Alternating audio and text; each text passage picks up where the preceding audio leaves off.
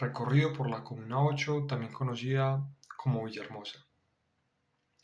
La Comuna 8 está ubicada en la zona centro-oriental de la ciudad, limitando hacia el occidente con el corregimiento 90, Santa Elena, hacia el occidente con la Comuna 10, La Candelaria, hacia el norte con la Comuna 3, Manrique y hacia el sur con la Comuna 9, Buenos Aires. La comuna tiene una extensión total de 577 hectáreas.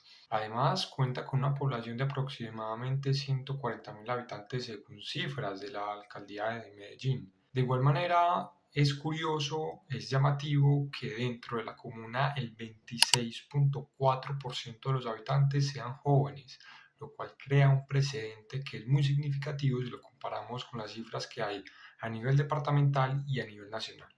Según la encuesta de calidad de vida, en la Comuna 8 el 40% de los habitantes viven en casas estrato 2, el 33.3% lo hacen en casas de estrato 1 y el 24.8% viven en casas estrato 3. Eso quiere decir que aproximadamente el 73.3% de los habitantes se sitúan entre los estratos socioeconómicos más bajos. Igualmente es llamativo que las personas de esa comuna presentan grandes restricciones hacia el acceso de Internet, representando un 38% de los hogares que no cuentan con este servicio. Los niveles educativos predominantes son preescolar con un 18%, básica secundaria con un 23% y media técnica con un 24%.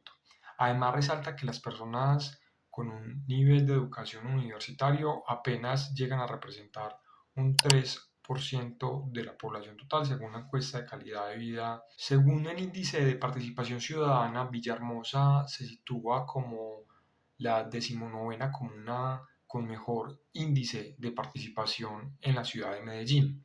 También resaltan que son los jóvenes y los adultos mayores quienes más participan dentro de la comuna, representando cada grupo poblacional un 33.5% en los procesos participativos que se desarrollan dentro de la comuna.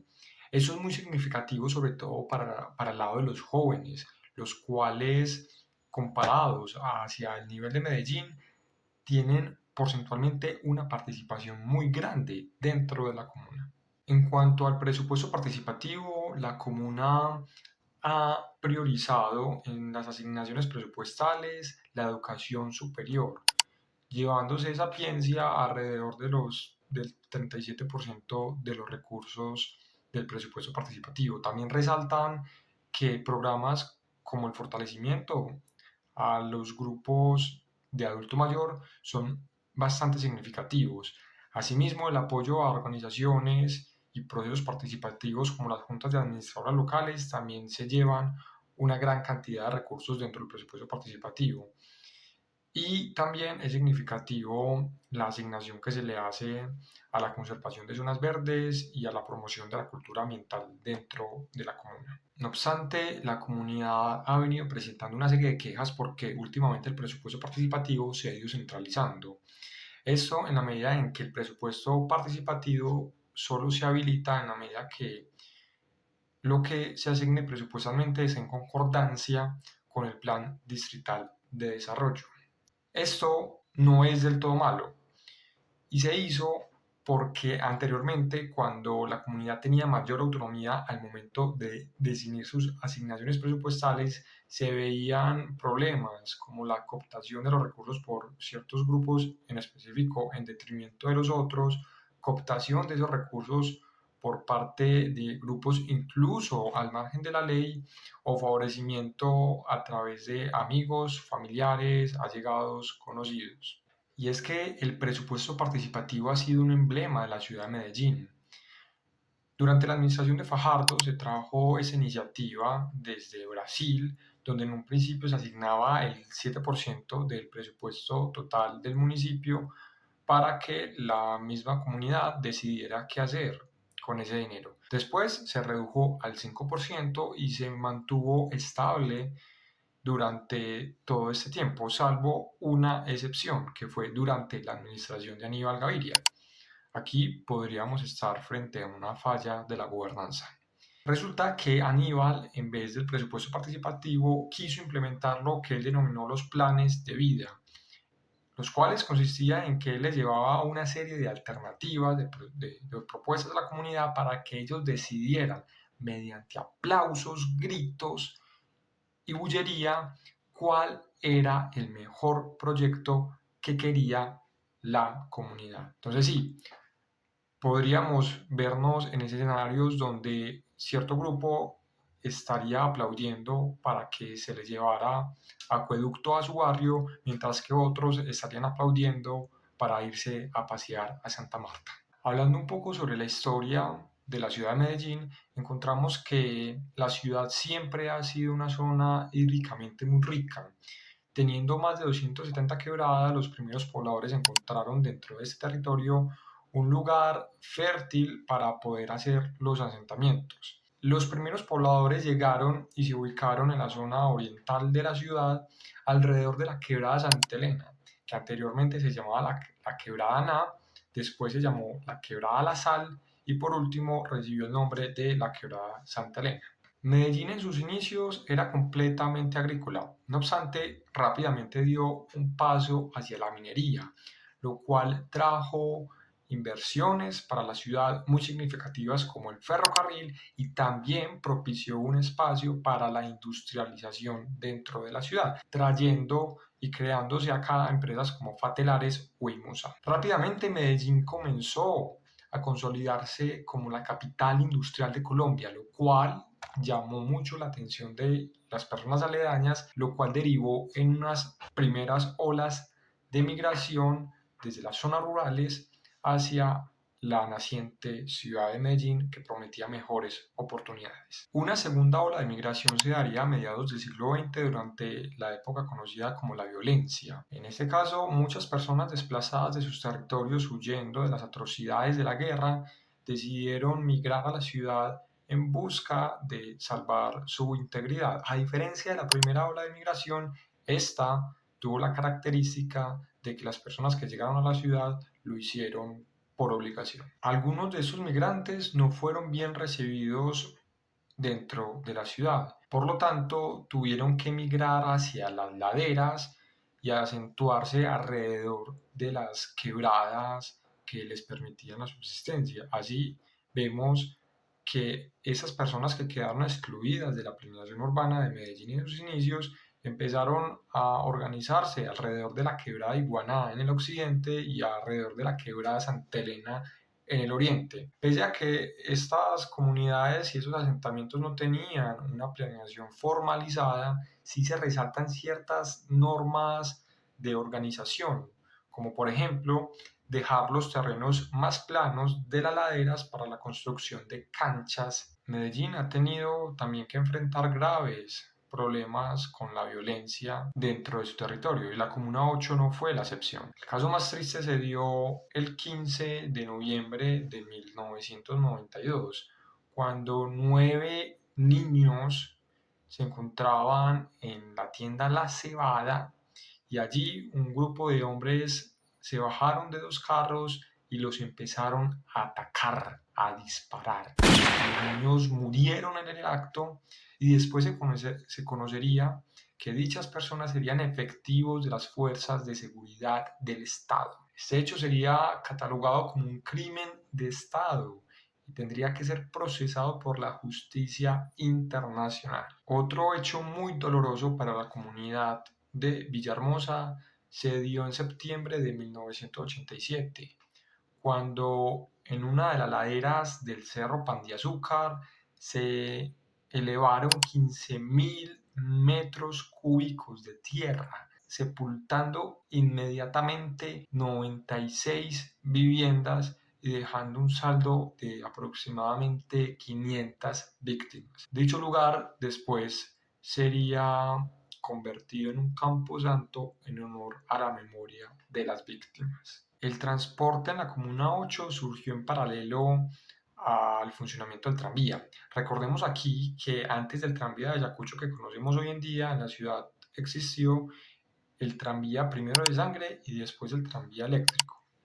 A Villahermosa le correspondería un pedacito de este hasta que dejaría de funcionar en 1930. También hacia la Comuna 8 existían dos buses de tracción eléctrica, mejor conocidos como trolis, los cuales hacían rutas hacia el barrio La Toma y el barrio Los Ángeles. No obstante, estos eran insignificativos. El transporte por excelencia de la comuna siempre han sido los buses, los cuales al principio eran chivas o camionetas de escalera y después hacia 1940 se transformarían y se consolidarían como empresas privadas. Hoy en día la movilidad de la zona la lidera el Sistema Integrado de Transporte del Valle de Aburrá con su línea T de transporte que se refiere al tranvía de Ayacucho, una mega obra inaugurada en 2016 que conecta con la línea A y B del metro. Asimismo, la comuna se beneficia de dos metrocables, la línea H y la línea M, que conectan con las zonas altas del territorio. Durante el recorrido del 12 de marzo del presente año, pude observar diferentes problemas que presenta la Comuna 8 de Medellín, algunos originados por fallas de Estado, otros por fallas de mercado y otros tantos por fallas de la gobernanza. Evidentemente hay que resaltar que el Estado no es capaz de cubrir y acaparar todos los problemas. No estamos en un mundo color de rosa. Problemas surgen todos los días, viejos problemas reaparecen y problemas actuales se transforman. El Estado tiene recursos finitos y en su misión de priorización siempre quedan cosas por fuera. Quizás la clave de la gobernanza sea priorizar correctamente. Con eso claro, veamos pues cuáles problemas logré identificar dentro del recorrido. El servicio de aseo, así como el mantenimiento del acueducto y el alcantarillado, han sido objeto de una falla de mercado que el sector privado no ha podido cubrir al tratarse de bienes públicos. En ese sentido, el Estado se ha apropiado de esa labor cubriendo con estas necesidades, aunque como se ve, lo podría hacer un poquito mejor. El espacio público, como su nombre lo indica, alude a aquellos espacios que son de gozo y disfrute de toda la ciudadanía. Cuando un privado coopta ese espacio, estamos frente a un problema. Pero más allá de inventarnos algo nuevo, lo que deberíamos hacer es aplicar la regulación que ya tenemos vigente. La estrechez de las vías representa un problema que puede ser abordado de diferentes maneras. Una de ellas consiste en la contratación con un tercero para que se amplíen las vías. Otra, quizás más eficiente, consistiría en una acción de gobierno directo mediante el cual la Secretaría de Tránsito redefine las rutas y cambia las direcciones y los sentidos de las vías con el fin de dinamizar aún más la movilidad dentro de las zonas. Uno de los problemas más notorios durante el recorrido fue la mala disposición de los residuos. Esto tiene que ir acompañado por dos cosas. Primero, el cambio en la mentalidad de la ciudadanía, que eso corresponde a un problema estructural, y como condición necesaria a esto, también el acompañamiento aún más evidente de la empresa de servicios de aseo de la ciudad de Medellín para que haga una presencia más constante. Ya existe una prohibición a conducir sin casco utilizando motocicletas. Es por ello que a lo mejor hace falta una presencia del gobierno directo a través de algún agente de tránsito para que haga valer estas disposiciones. Además, es importante acompañar esas iniciativas por medio de campañas de información pública donde se le brinde a la ciudadanía capacitación y pedagogía sobre el correcto uso del casco, aludiendo a que en últimas es por su propio beneficio y en aras de salvaguardar su integridad. La planificación conlleva grandes desafíos. Comúnmente los barrios se organizan de acuerdo a las vías de los carros, las motos, el transporte público, las canchas y los parques. No obstante, dentro de esta mentalidad, el rol del transeúnte queda marginalizado. Es importante, pues, pese a que se reconoce la dificultad y los costos de la propuesta, que se construyan espacios y andenes peatonales que garanticen la seguridad de los ciudadanos. A pesar de los problemas, también se encontró una gran cantidad de instrumentos que hacen presencia dentro del territorio. Acá una recapitulación de algunos de ellos. Bastantes hidrantes de incendio fueron observados a lo largo del recorrido. Generalmente estos estaban cerca de las estaciones del metro y se caracterizaban por tener una alta visibilidad y también pues, por tener una alta directividad. Las aulas ambientales fueron espacios pensados para que la ciudadanía lograra aprender sobre procesos de siembra y manejo de huertas. No obstante, se cuestiona la eficiencia de este programa, ya que su operación implica el cubrimiento y el mantenimiento de una planta física, de un personal de seguridad y de un personal administrativo. Ante la ausencia de incentivos que tienen los particulares para poner basureros en espacios públicos, configurando así una falla de mercado, el Estado se ha encargado de cubrir con esta labor. Las escaleras en zonas públicas, seguramente construidas en su momento por un tercero mediante un proceso de contratación, son algunos de los elementos que quedan desapercibidos dentro de la cotidianidad. Al igual que el anterior instrumento, el parqueadero de bicicletas denota el precedente de un contrato mediante un tercero que construyó la obra.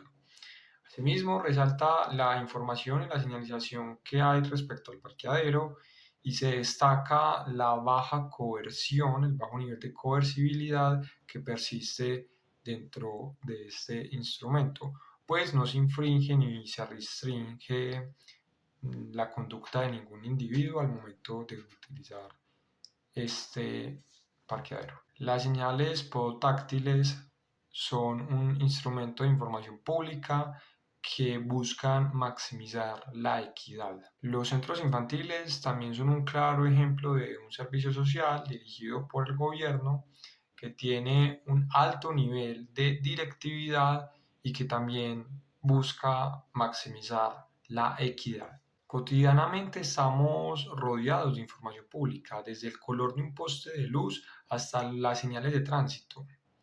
En ese sentido, lo extraño sería no habernos topado con ninguna información pública durante el recorrido. Gimnasios al aire libre y sobre todo canchas también fueron observados. Acá se resalta el simbolismo tan importante que esos espacios tienen para la comunidad, convirtiéndose en centros de recreación y casi que las zonas en las cuales se reúne la comunidad.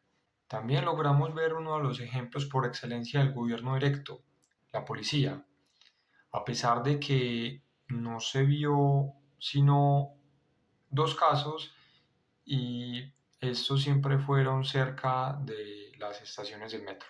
Las rejillas de agua son un instrumento con un alto nivel de automaticidad, pues aprovechan la estructura del alcantarillado existente para cumplir con su misión de drenaje.